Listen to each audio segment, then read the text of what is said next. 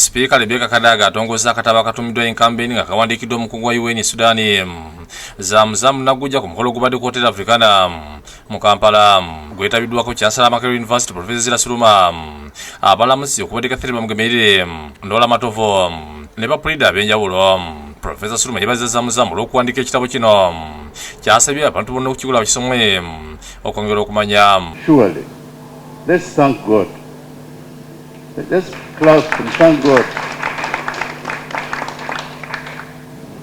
for preserving her and enabling her to write this book and continue to be of service. Ategeeza nti ensi yonna mu kiseera kino etimugezesebwa olw'enkulu ya demokrasiya naawe ekyokulabirako ekiri mu ggwanga lya America. Donald Trump bwe yawakanya ebyava mu kulonda okuwedde. I tried to look at the history of the US, for example, and I found that very rarely does an incumbent lose an election.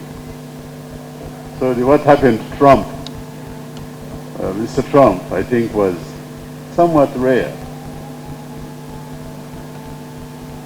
So I believe that the title is relevant.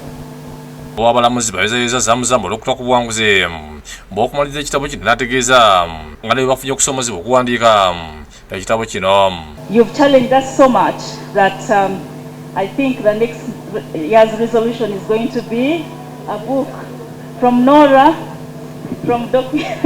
from Her Lordship Elizabeth Kabanda. Yezamuzamu kwogera kwavumidde effuga bye tusemanga Africa kyagambye nti kyekimu ku kyamuviireko okuwandiika ekitabo kino okusobozesa okuyambako okutereeza ebyenfuga bya Africa.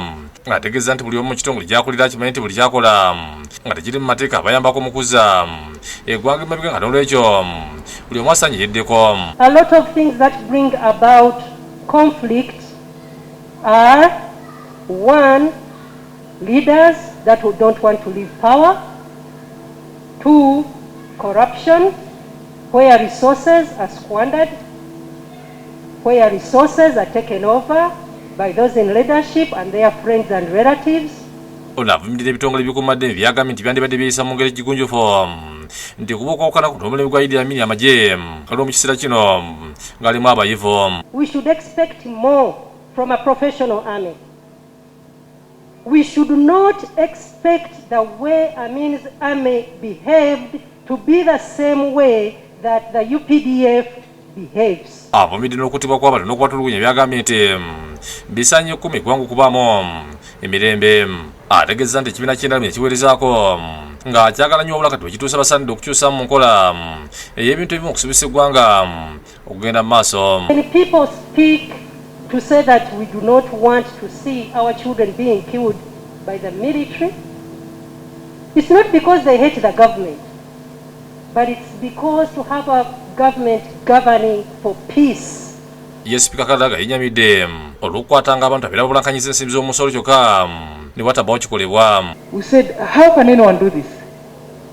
So when we discovered and forced the Chinese to bring back the money, I thought there would be a big stick. And here, Korachino, how did it happen? So I waited. Bedi Rutale yakusakidde Glen ku Bukedde TV.